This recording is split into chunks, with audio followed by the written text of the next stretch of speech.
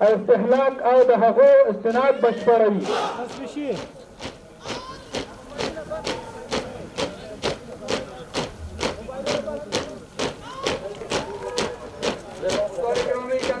شما مشاهده می‌نمایید محصلان صنوف چهارم پنځه سرحدی اکاډمۍ پولیس میباشم. قوت‌های سرحدی بله باشد.